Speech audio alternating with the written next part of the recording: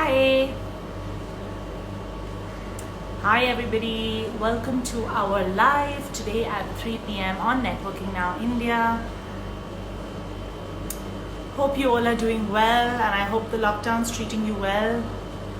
Thank you to everyone who's logging in. Today I'm speaking to Sonal Holland on changing your passion into profession. This is something different. We haven't actually covered this topic on our live, so I'm really excited about this as well. And of course, talking to Sonal about what I love the most, which is wine. So let me get her on. But before that, I want to just give you a quick brief. So Sonal Holland is India's most accomplished wine professional. Of course, we all know that. The first Indian to have been bestowed with the prestigious global title, she has won numerous awards in her incredible journey to become the only master of wine in a nation of 1 billion people. So I'm going to get Sonal on and we can get started. Please leave your questions for her so we can ask her while we go.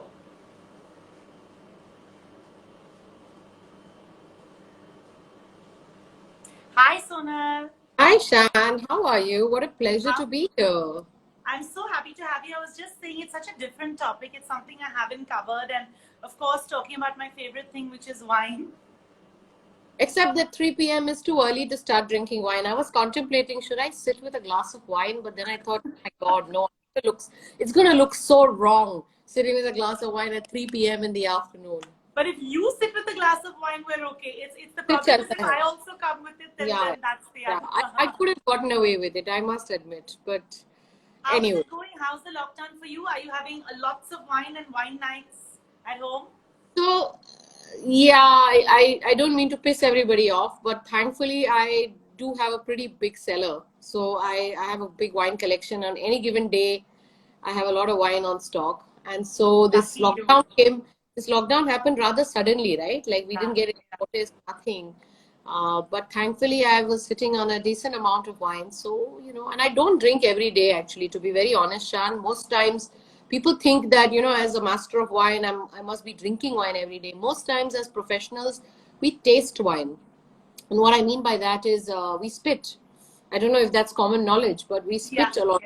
Yeah. So when it comes to actual consumption, I try and do not more than 2 nights a week. I mean, I try and be disciplined because otherwise I'd be a different dimension, if I drank every night. But more than wine, I've actually seen you cooking a lot this lockdown. I'm seeing a lot of cooking stories. So, honest to God, I know nothing about cooking, Shan, but I just feel like this lockdown has brought upon us things that I always believe crisis is a good time to reinvent. Anything, we're always driven by our circumstances. So when you're hit with any sort of a crisis or any sort of a limitation, that's the time you get the time to step back, look at the situation from afar and say, okay, these are things I've been procrastinating doing. These are things I've always wanted to do. And I feel it's a great time to sort of reinvent yourself and try something new and push yourself. So social media has been something, I used to always say, ek din main karungi, ye karungi, wo karungi, but I've never gotten onto it. But I feel this lockdown has forced me to try all these things and it's been wonderful. Yeah, I've been having a blast. So whatever little I've been doing in the kitchen, I've been trying cooking with wine because I see a lot of chefs do so much magic in the kitchen, but nobody is really experimenting with wine yet. Maybe because I don't know, maybe they have reservations about associating with wine openly in the public domain or whatever. But for whatever reason, they haven't really done much with cooking with wine. And I thought that's a great opportunity. Why don't I try that? So yeah, it's been working out really well. And now I'm doing a lot of jamming with different chefs where we're cooking with wines together. Like Rahul Lakerka cooked something with wine the other day. Wow. Anand on my show. I had Garima Arora, Garima Arora first. Yes. She was on my show. I'm doing Karen Anand tomorrow night. And we're all talking about cooking with wine. And so, yeah, I'm kind of adding an extra layer to everybody's. Yeah, that's great. Actually, it's a totally different thing because we all have time right now. And I think everyone's experimenting in the kitchen. So I think that this is the perfect time to do it. Yeah, thank you. No, but nothing planned. I mean, nothing strategic. I'm just going by the instinct and trying to have fun, yeah. Yeah, that's great. So, of course, today we are talking about a topic which is very close to my heart, which is turning your passion into profession. So, I want to ask you how your love for wine started, of course, and how you decided to do this, because it's kudos to you. It's amazing. Thank you. Thank you. How lovely. So I was 35 years old when I reinvented myself. I feel the need to say this because maybe there are a lot of women out here and also men. This is not a gender thing, but I often get asked, is it too late to reinvent myself? Is it too late? Have I passed that? Am I not the right age? And I feel 35 is a fairly matured age to actually even try reinventing into anything. So I was 35 years. I was successfully working as in a corporate Nasdaq listed multinational company, doing really well. But what happened is circumstances somehow forced me into rethinking and realigning my interests. I got sick of all the office politics and the whole routine of having to go to work, do this 9 to 5 or 9 to 6 thing, travel all around the world. And I felt like I was this workhorse rather than reinventing myself. And I felt that I was lacking, somehow my passion for the job that I was in was slackening or it was waning away. And I felt I need to do something which is new, which hasn't been tried before, which is a path that hasn't been walked on before. And I started thinking about a million, like, believe it or not, before I got into wine, it wasn't like such a click of a button. I considered 100 different ideas when I quit that job. Or considered quitting the job. I thought, Yeah. what else could I do? I thought about starting an event management company. I thought about starting a recruitment company. I thought about 100 different ideas, which I can't even remember anymore. But so yeah, I mean, I have lots of answers, but I'm presuming you'll ask me more questions. But what I'm trying to say to answer your question, Shan, is I was driven by the need to reinvent, and circumstances brought that upon me. And I feel we're somehow at a similar juncture right now, isn't it? This lockdown is kind of forcing us all to the wall and asking us to relook at what we are doing in whatever capacity, wherever in our journey we are. And we're sort of having to almost reinvent ourselves again. So it's a good time to be thinking about all that. But anyway, that's No, what you're drove me to it. absolutely right, because I've been thinking about this since day one. I love the fact that so many businesses took it in the first week and created something to work with, through the lockdown. And some Yeah, people have reached a stage now when they're like, okay, maybe we need to think of doing on something different, or, approach our business differently. So, yeah. yes, you're right. You're at a similar juncture. And I think that it's very nice that you mentioned that when you were 35, you made that switch, because people are so often, I see people scared to be like, should I switch now? Should I quit now? I won't get a salary. And Correct. that's a really big one, because you've been very successful at round two as well. So I think So that's I, great. I'm not bragging when I say this, but I think it's important for me to mention. But like when I quit my corporate career, I was sitting on a really good salary, a really fat salary. By anybody, by any imagination, I was drawing a very handsome salary back then, even. And so it was a really bold move on my part to just sort of give up all that and come down to zero income. I don't know what, and it's funny, we make these decisions, and when we look back on them, we feel, oh my God, how did I do it? What courage. Like time makes us more timid. Sometimes we just take the plunge, we do it, and I did it then. Now I look back and I think, oh, but the beauty of life always seems beautiful when seen in hindsight. Now when I look back, I think, oh, what a lovely story to tell. But back then when I made the decision, I wasn't trying to Yeah. build a story. I was just doing circumstantially what I was driven to do. I wasn't really thinking, oh, someday I'll be on networking now and I'll be telling this story. You don't think like that. But you just do what needs to be done back then. So anyway, I, that happened. no, but amazing. I also want to ask you that when you do make a career switch, because I can imagine them both being quite different in what you did earlier. So what did you have to really do to make that switch? So did you just one day say, I'm going to go and study this? Or what was that process Yeah, like? so the minute I discovered wine, and actually I must thank my husband because he was instrumental. He showed me a wine article written by a UK based wine critic and an expert, and he said, you should check her out, Sonal. You should see what she's done, because she was in a market like UK, where UK was nowhere in wines, and she got into wine. She was one of the first, like a pioneering lady to get into wines. And then when the market sort of shifted and moved and became this big market for wine, she kind of was right at the forefront of that revolution. And she obviously also immensely benefited from that. And today she's considered among the top wine critics in the world. So I kind of looked her up, checked her out, and I thought, okay, this is very inspiring. Her name is Jancis Robinson, by the way, and I always make a mention about her every time I tell a story. But so she's a very inspiring lady. But to answer your question more specifically, I had no background in wine. I didn't come. I mean, India was no market for wine. My mother's a teetotaler, so she was so shocked out of her wits when I Oh, told her I wow. study wine. And I came from this typical, and I don't know, not many people may probably know this about me, but I actually am a Maharashtrian. I have this fancy surname Holland because my husband's British, but I'm actually a Maharashtrian girl. Oh, So I okay. come from a very traditional but progressive, middle class Maharashtrian setup. With we weren't really taught anything about beverages, or I've had no exposure. I'd hardly traveled even before I met my husband. So kind of what made me get into wine in the first place? Yeah. I ask this all the time, and I think to me that time was opportunity. You have to be able to look around you and be able to see what is it, where is the gap, and can I play some role in that? Like for me it was a very strategic intent, well thought out switch that I made in my careers. And when I decided to do that, I took a very early decision, Shan, that I wouldn't be one of those self-proclaimed experts, because back then when I looked around me, and I'm talking about 12 years ago, when I looked around me, there was no qualified professionals. There were these snobs or these so-called wine, these self-proclaimed wine experts who drink a lot of expensive wine, and so they call themselves sort of wine experts. So I thought the market is flooded with, or has a handful of these, but nobody Yeah. who's like, credible and so on. And I thought I should embark on a path of gaining knowledge, credibility, credentials, solidness, to the whole thing. So that was a good decision because it served me well. Yeah, So, and you're here today, and of course, doing so many amazing things.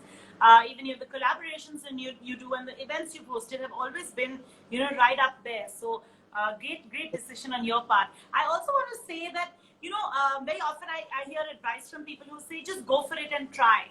But where sometimes, like you said, you have to take a decision after really thinking it through, because it's very easy to say try, but then if you've left a very high-paying job and this doesn't work for 2 years, that's also another thing. So I think the way you said, you've taken a decision after really researching. I think that's very positive. yeah. That's a takeaway for me for sure, because a lot of people say, yeah, but try. You never know what will happen. We really Yeah. need to rethink some of our things. Yeah, I mean, I have some advice on that if you want to know. Like, Yes, I mean, yes, yes. but what I feel is that when you decide to make any switch, I think there are a couple of questions one should ask themselves. I think the first question one should ask themselves is what can I do, or what is it that I enjoy doing that I can do for the rest of my life tirelessly? Like without money, without sleep, without food, without tiring. And that I suppose is passion. But I think a lot of people don't understand what is passion. Like do with things with passion. Passion has become such an overused word. People Yes, don't I understand what agree. passion is. What you will wake up in the morning and think मुझे आज ये करना है. It's a bit like अगर मुझे कोई बोले ना कल shopping जाना है. I'm very passionate about shopping. That'll be the first thought that goes through my head when I wake up in the morning. You know what I mean? It's that kind. And the other question we need to ask ourselves is, what can I do that is better than anybody else I know? So it could be something. So don't think of an industry, think of a skill. So for example, with me, I think I'm good at communicating. Okay, to Yeah, tell you very. yes. So I believe I'm a good communicator, and I believe I communicate above average as compared to the general people I see around. So for me, if I enjoy communication, then I need to be in an industry, I need to be in a field that allows me that platform to communicate. Now, whether that platform is drama, theater, acting, Bollywood, wine, education, whatever it is, and it's all the same thing because communication is what is underlying. So I think people often make the mistake, they think, which industry should I get into? It's very hard. How do you decide which industry? Think of your skill set. What is it that you do better than anybody else, and what is it that thing you can do tirelessly for hours, days at end without thinking about it?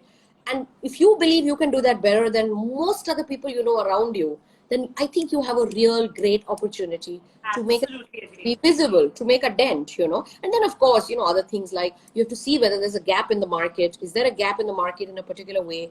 And then also important to see, there may be a gap in the market, but is there a market in the gap? I mean, often we talk about, a gap in the market. Yes, Like, I yes. might think just to give you an example, I might think, why are wine bottles only in these two shapes? Wine bottles are only ever these broad Bordeaux shaped bottles, or there are those burgundy shaped bottles. Why can't we make funky looking bottles? Why can't we do fun bottles, stout bottles, short bottles? I might think there's a gap in the market, but there's no market in this gap, because the truth is consumers seek a certain style or a certain look in wine bottles. And so maybe there is no gap. Although I see a gap, rather, there is no market in the gap. This is just my example from this, but I'm sure you can extrapolate that to several other examples from your personal lives, But I think it's important. Absolutely right. You're absolutely right. The research is the most important. And like you said, for me, I've done events since I was 15. My mom's been in this business for so long, and I joined her when I was young. And I think I can do it in my sleep, and I can do it even if the client's not really paying me what I want, but I'll still go and I'll wake up at 3 a.m. and I'll do it to my best because I love what I do. Correct. Yeah. No, absolutely. And when you do it like that, Shan, it so shows, because full compliments to you. Look at where networking now is. I mean, it's amazing. It's my reference point as well. Anything I need, from a graphic designer to a co-working space, to any skill set I'm looking for, anything that I'm after, the first thing I'll tell my colleagues or whoever runs my social media or me to do is just go on networking now, put up a post. I promise you'll get a response. You will get more than 10 responses. So, it shows that it comes through when someone does something really well, So, but you're getting comments also from people like the cream company who says, so simply put and so true. I totally agree. They're saying, well said. What you've said is so true and right, because it's the simplest form is this what you love doing? And then you'll do it with no, you've got a question also, which is a little off for this thing, but obviously to the topic. From Shubha, she's a member, Teamgate. She says, can you please recommend a good Indian rosé wine? No, I'll happily do that. Actually, there are two wines I will recommend. One is called the Sauce. It's made from the grape variety Grenache. So the Sauce Rosé is a really lovely wine. It's actually won an award at our India Wine Awards. I run a wine competition in India called India Wine Awards. So that's a really good.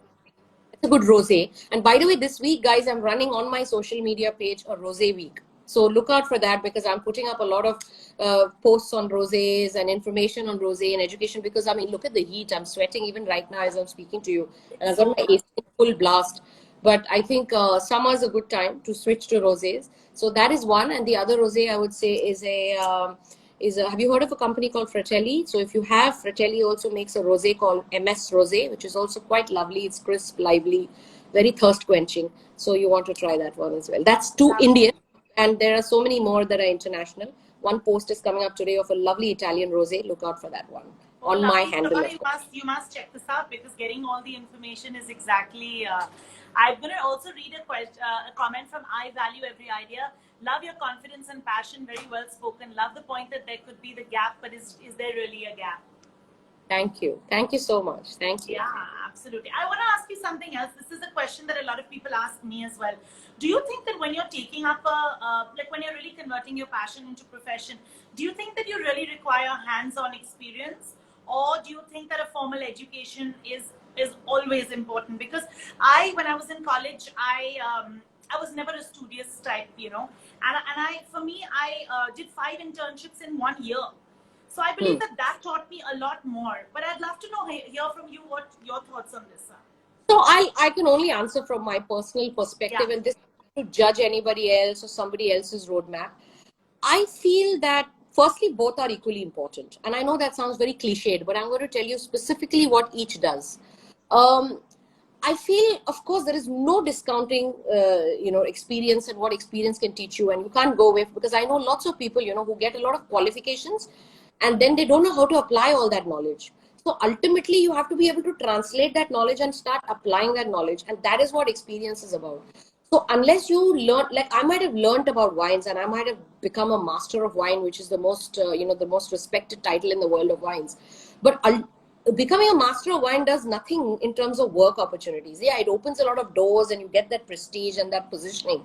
But if I decided not to get out of bed tomorrow morning and do anything with my life, work wouldn't fall into my lap. So I would still have to go and look, start inventing myself. And again, as a master of wine, I'm the one who makes a choice of should I be an educator, or should I be a communicator, or should I become a wine critic, or should I start doing events, or should I, whatever. There is enough. I can become a wine there's a number of things. So that experience is very, very, very important. Okay, application of knowledge and practicing that knowledge. I always say this. I love this saying: a master of wine is what a master of wine does. A master of wine is not just a title. A success is a responsibility. So you have to be able to demonstrate that and live your larger purpose, which is why you gain that qualification in the first place. Okay, so that's about experience.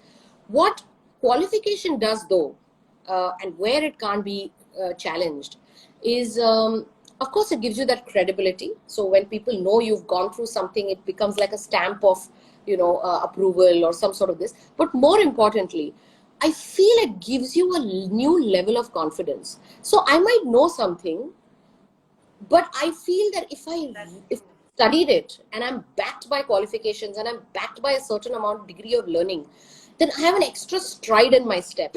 It gives me that extra bounce of authority in saying what I'm saying. You know what I'm saying? Like, Yes. I know that I'm saying this because I know. I've not because I've Googled and I've read this somewhere, or ye aisa urta urta maine kahin suna hai. I know this for a fact because I've learned this. I've invested my years in learning this skill and this art or science or whatever it is. And therefore, I think education gives you that aura. And it's that own aura. And if Yes. you have an extra level of confidence, then that aura automatically people are able to see in you. People can then automatically sense, oh, she knows what she's talking about. And sometimes I feel when you're not fully qualified or backed up with those things, it gives way. It shows off. Somewhere it gives way. You know what I mean? I mean, that's just totally my feeling. But that's it. Yeah. Yeah. Absolutely. Absolutely agree with you. Very, very well said. Because they're two sides of both the things. You've gotten a comment from someone who says, "Sonal, can I pursue a wine online course while living in a dry state? I had plans to move, but I'm stuck due to the lockdown." What a lovely question. I have the perfect answer for this, and thank you for asking me. We are about to launch, we have actually just launched a London-based, I have an affiliation with a London-based educational institute called Wine and Spirits Education Trust. So it's called WSET. WSET is very highly regarded for their wine and spirit education. We've just launched an online course, which you can take in the confines of your home. You don't have to leave anywhere. You can do it from home, and you can get certified from London-based WSET. Through the Sonal Holland Wine Academy. So we are the licensed providers for these courses. So please look out for my post. I think the post has come up about 2 days ago.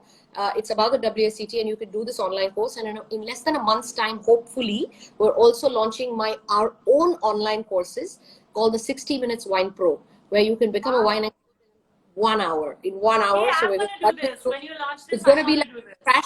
It's going to be a crash course in wine. You take it fully online. There's a little exam to be taken at the end, but it's damn easy. It's multiple choice. And in 1 hour, you become a wine expert. And you have all the knowledge you need to have to be able to enjoy wine in your everyday life with confidence. That's amazing. Really amazing. So even sitting in a dry state, you can actually complete the course, and how wonderful. By state, you can absolutely take that. Even if you are underage, it doesn't matter, because tasting or not tasting wine is optional in that. You get theoretical knowledge. Of course, you get to see us doing a lot, and you'll understand, but you're not obligated to taste. And in any case, when we taste, we spit, as I said. So yes, if you're underage, if you're in a dry state, regardless of where in the world you are, or in India you are, you can take both these courses. So look out for these posts, guys. And I think, again, not to sort of plug myself in every now and then, but if you follow me on my handle, these are all regular, updates we keep giving. Everything, my whole life is an open book on social media, whatever I put out there. So it's a good way to keep track. Lovely. You also have a question from Monish, who says the pandemic has made a lot of hoteliers and people working with beverages lose their jobs, and currently they're looking for a change in the job role. What might be the status of the beverages, like the industry of beverages? Unfortunate what's going on, and unfortunately there are really no easy answers. I conducted a webinar last weekend, this Saturday, where I actually had some aspiring professionals join on this webinar, and I talked at length for almost 2 hours about how can people reinvent themselves. I think it's a brilliant time to reinvent, guys. When you look at an opportunity in the alco bev industry, firstly, I think there's great potential because it's still very new, nascent. I think when you talk about F&B, the F&B industry of India, everybody's too focused on the F, and there's hardly any B, still happening. We are just for content of one big fat F, and nobody really is enough about me. So I've taken it upon me, along with so many others, like me in the industry, to talk about beverages all the time. So I still feel there's immense opportunity. And guys, even if you don't have to be in a job, you can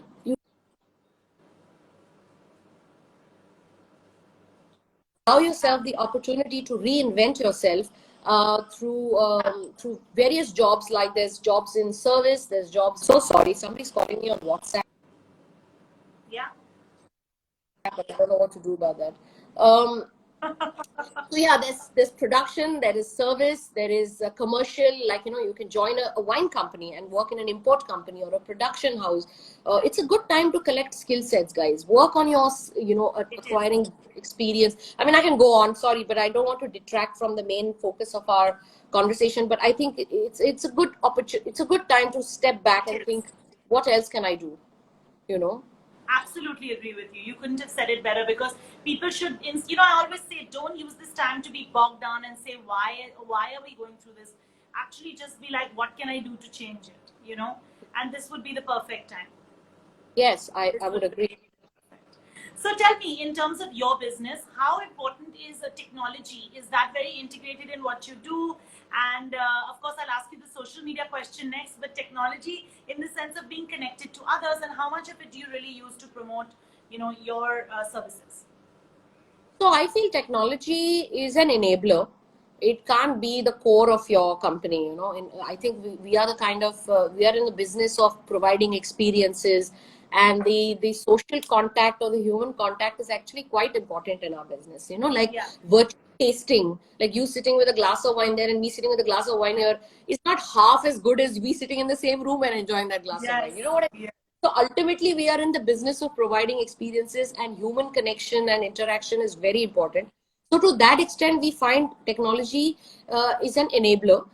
Having said that, I often find that the alcobev industry, not just in India, but globally, has been very slow with this digital catch up. We don't do enough digitally. Like today also, if you see online today, you'll see all the chefs and all the food companies or restaurants, they're so ahead of the times in terms of their platform, social media, their followers. But if you see the wine production companies, the wine producers of India, or if you look at the importers, or you look at any wine shop owners, they don't even have a website sometimes. You know what I'm saying? They don't even have a decent website. They don't have a digital page.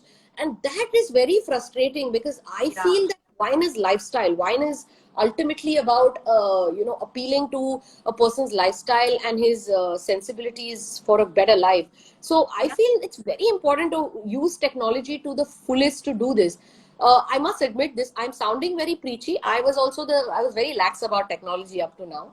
This was one of my buckets of kabhi karenge. So I think lockdown has forced me also, in a way, me and my team, to step back and think, okay guys, like we were talking about this online courses forever and a day, but now this lockdown has really pushed us to the wall, and we thought, okay, now we've reached a dead end. We have to do it. So sometimes circumstances drive you to act upon something faster. And I feel that going forward, technology is going to play an even bigger role. Like if I talk about my own businesses, I think education for us online is going to become a big medium. Events, we'll have to start doing more intimate events. We'll have to start thinking of more closer, sort of close-knit sort of interaction. We'll have to look at technology for so many things, like my retail business, for example. Like my own wine shops, Shan, I don't know if you know this, but you know a food hall, right? Yeah. Food hall. So all the wine shops within food hall are mine. Really? So I don't know where you live in Bombay, but if you live near the Santa Cruz food hall, yeah, the Linking Road one, no, the shop there is. Okay, you're on Colaba. So you're on this side. So we're just about to open Palladium. Palladium, the food hall. Yeah. We'll be opening a wine store there, and the wine store at Food Hall in Linking Road also belongs to me. So I am in the retail business. So now again, you may I'm in a few. But are you open at this? That was my next question. At this time, no, we're still waiting for orders. So that's the thing, a lot of news is out that, people are allowing home delivery and all, but we haven't received orders. We haven't actually, it hasn't been formalized yet. It's out in the media. But for example, if home deliveries start, we all need technology platforms to enable that, because people will have to see online, make their choices online. So I think this whole period is going to be a bit of a game changer. It's going to make us reinvent ourselves, So is going to play an even bigger and greater role going forward. But I wish it was so much more streamlined. Like today, like you do have a shop which already exists, and if you were given the the go ahead and said go ahead and sell, there are people who want wine. I know people are trying to borrow from friends and kind of just buy it off someone else, and instead you just write to the person or just book it online and get it delivered like your food. Yeah. So I think this is a big change that will come our way. We've it's not been a great story up to now. I think the problem with anything to do with alco-bev in our country and alcohol related is always been a very tricky business. We're changing, we're taking baby steps, we're moving towards more positive things, but I have to admit, in overall, India constitutionally or politically has always had a very negative relationship with alcohol. Although I must say, more and more people today see wine differently. We isolate wine a little bit because wine has a softer tone. It has a more positive image. More and more women drink wine in India today. It is more acceptable, socially more acceptable.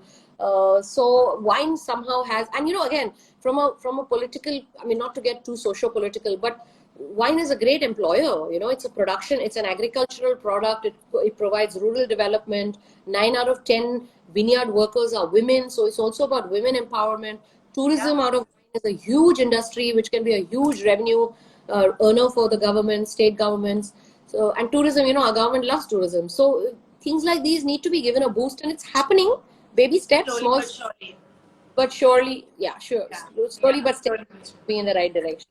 Yeah. So before I move on to a little bit of the pandemic talk, I want to ask you, when you're switching, so it's your passion, but you really want to turn it into your profession, how big is money in this equation? What kind of because very often I've noticed, I'll be honest, Sonal, I've said this before on a live. For me, very often I used to just do things for free because I thought I just loved doing it and I didn't take myself seriously. Until I realized, hey, you could be passionate about something, it can be your business. So tell me, what's your thought on something like this? So, Shan, you're actually hitting the nail on the head. I'll say it very honestly. When I quit my job and I started with work, I decided to start a company and I put in some capital in that. And I put in 5 lakhs in that. And it's a private limited company. So what I mean by private limited company is whatever, if I put personal money, it always shows as a loan. So you have to pay back that loan, because as a private limited, it always shows as a loan. Although it may be me only, going from left hand to right hand, it's shows. So I started lakhs. And I thought, dekhte hai, how much more I'll have to keep putting in. I never needed to put money back in again. I earned back that. I paid back myself that 5 lakhs. And then I just started making. So the point I'm trying to make is that and this I did despite doing, and I want to say this, I had to do a lot of free work in the beginning. And honest to God, I know people won't believe me if I say this, but I still do free work. I still do free work because I honestly value opportunity and experience over everything. So if you come to me, Shan, and you say, Sonal, aisa karna hai, and can you do this, but we don't have the funds for it, 9 out of 10 times, I'm likely to say yes. You know why? Because I'll always think that if I don't do it, somebody else will do it. And then what if there's a fantastic opportunity there at the Networking Now event, which I will miss out and somebody else will gain? In a very I know, way. But I value the experience of doing something and the opportunity to do something over even money. And I think money is a tricky thing. It's an elusive thing. The less you think about money, the more it comes behind you. The more you chase it, the more it eludes you. So I feel that money should chase you. You shouldn't chase money, And I feel that you should.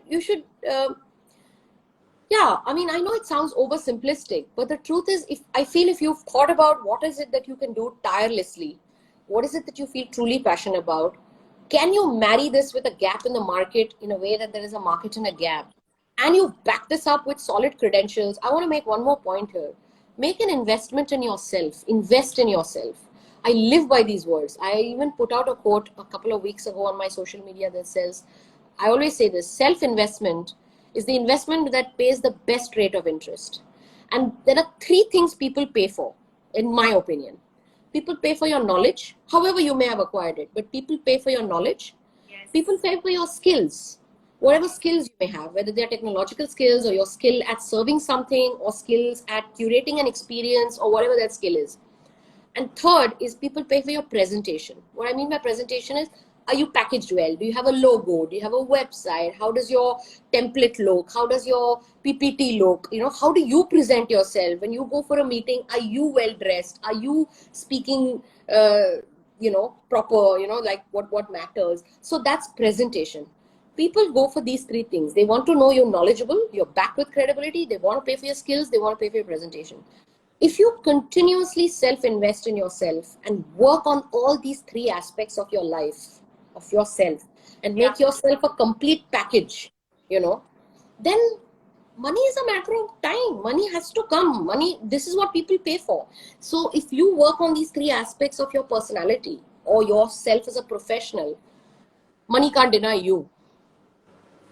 Sonal, I am listening to you and I'm getting goosebumps because I think you're so real. And I think that's what I look for even when the people I speak to, everyone tells me I keep it so casual, but that I prefer this. And look at the comments you're getting. People are saying, I completely agree with you. What an amazing thought. You can, well said, I follow it, self-invest. I value every idea says, you can eventually take motivational sessions. Very true. I really agree because like you said, self-investment is the best investment. That's which will get you the best returns. So I'm taking back something as well, which will stay with me. I have a question before the pandemic talk that I was going to ask you from Patrakrit, who says, ma'am, what would you say about the CMS course? So CMS is Court of Master Sommeliers. It's a very good course. As you know, Master of Wine and Court of Master Sommeliers are two very big bodies that give some of the most sought after, highest qualifications in the world for people in the world of wines. So yeah, it's a very good course. And if CMS is mostly meant for people who are on the floor, like what I mean by are in the service industry. So if you want to work in a restaurant level and you want to be a sommelier, then Court of Master Sommeliers is the perfect institution to study from. And just absolutely don't even think about it. Patikrit, right? Yeah, just go for it. Yeah, just go for it. CMS is brilliant. Yeah. Okay, super. So the last thing is, of course, we're in this lockdown and we're all going through this together, and hopefully it's towards the end of where we are, fingers crossed. I want to ask you,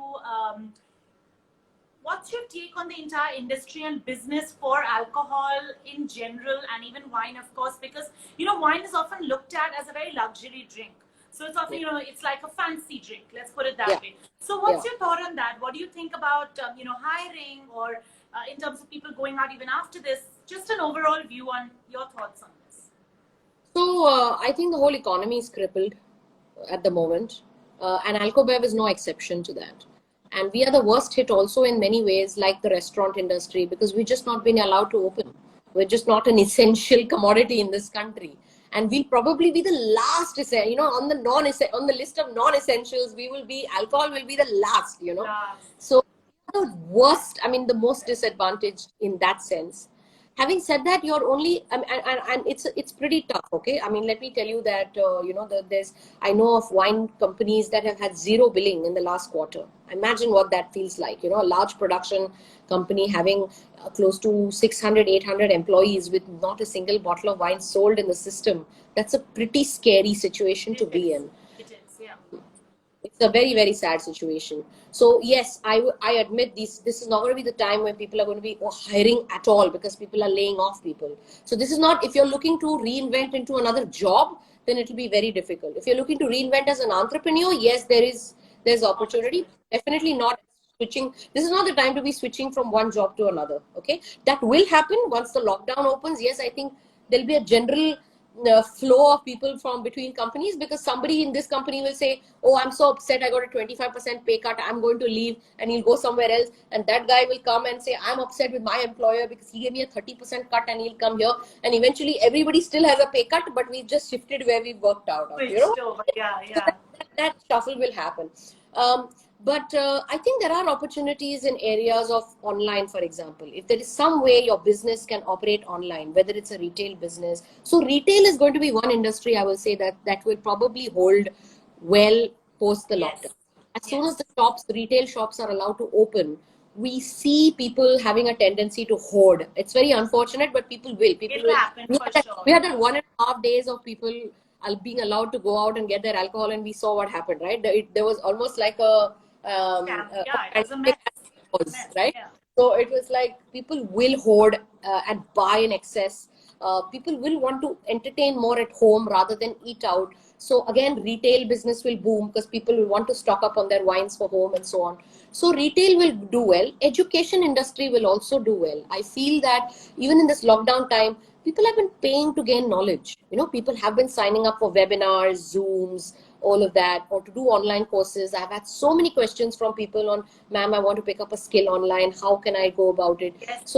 So I think education industry will still, I won't say boom, but it will survive.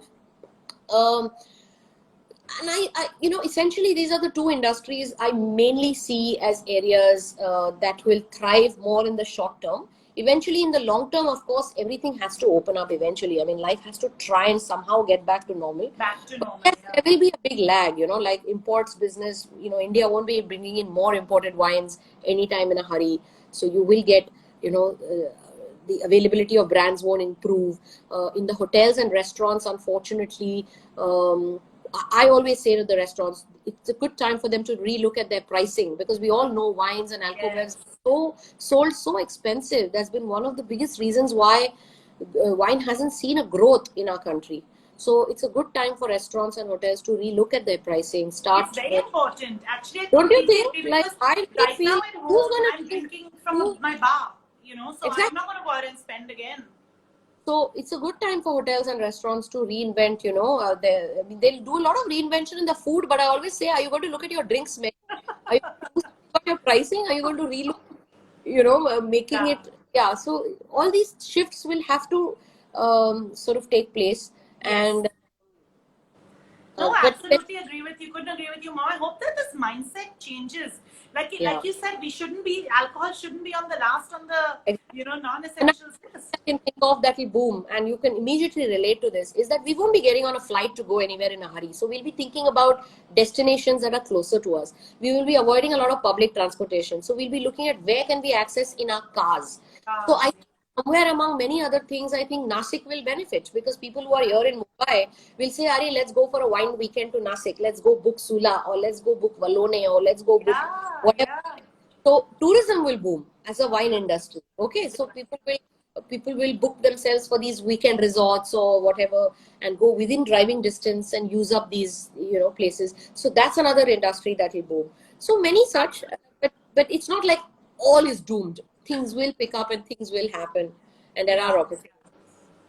Before I do leave you, I want to ask you, of course, you have a professional certification in sake and shochu, right? And did I say it right? Sake and shochu, correct. Did I say it right? Yeah. So tell me, I don't know what shochu is, so I'm just putting it out there, but what is that? I know sake, of course, everyone knows. Shochu, I have no idea. So sake, we all know, is a fermented beverage made from rice. Just as wine is made from grapes, sake is made from rice, and it's a traditional, unique beverage from Japan. Shochu is also not necessarily made from rice. Can be made from rice, but can be made from many other, like grains or potatoes or whatever. But it's a distilled drink, and it is made in a similar way. Sake has a very peculiar production process, which obviously I won't cover on this. But it kind of goes through fermentation, and it goes through saccharification and fermentation simultaneously.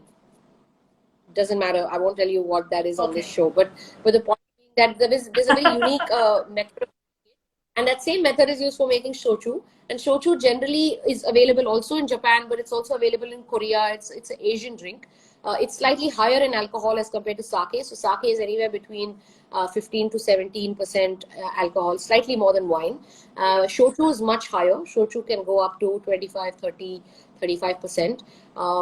But both are very fascinating drinks. And the reason why I went and just did an advanced certification from Japan, in fact, that was my last international trip. I was in Japan in February this year. Wow. Doing a sake and shochu certification. The reason I did that is, again, for me, I'm an avid believer of the fact that learning should never stop. Because what happens is everything, like they say, a restaurant goes through a curve. It goes like that and it comes down. And then even product innovation. Anytime a company launches a product typically goes through this curve. It goes up and then it peaks and it drops and then it goes and then. So all companies, if you've studied marketing, they all have this curve, and then every few years they invent a new product so that a new curve starts. That's Yes. called the learning curve. So Yeah. the point I want to make is even a person's professional career can go through something like that. So reinventing and continuously relaunching yourself is extremely important. You have to keep looking at what more you can do. And Yeah. I chose sake because I felt that sake today reminds me of where I was with wine 12 years ago. So I feel that in about a decade, sake will be a big drink in India, and I'm very Yes. bullish about it. And forget all this. The fact is, sake is delicious to drink.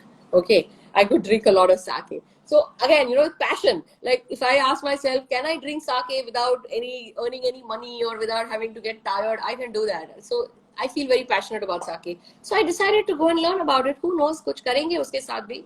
Yeah. But we are going to teach about sake because we're already getting queries from companies like hotels and restaurants and educational institutions like hotel management colleges who are saying, we'd like you to teach us about wine and sake to our students. So, yeah, so, Amazing. opportunities Amazing. come. I have to tell you, Japan is my favorite place in the whole world. I'm obsessed with just being in Japan and the food and everything. So I understand completely how lucky that was the last place you were at before you were back.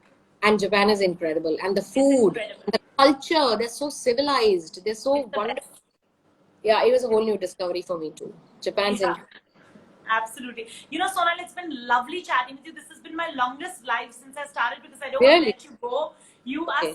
you're so inspirational, and it's so motivational even to hear you speak. I will read a comment from the Creme Company who says, thanks a ton, Networking Now India, for bringing beautiful women to share such fine quality advice and information. Take a bow. So I Thank you completely so agree much with for the all bottom you. of my heart. I've really had a blast, and yeah, it's been a great opportunity, Shan. I want to really thank you, and I'm not just saying this for the sake, but Networking Now is truly my go-to reference for it's my SOS platform. Anytime I'm on Networking Now. So thank How you for. sweet. Thank you. And I hope to see you soon after the lockdown, after Yeah, we're all done with this, for a glass of wine. So thank you you. got a deal. Awesome. Yes. Let's do that. See you soon.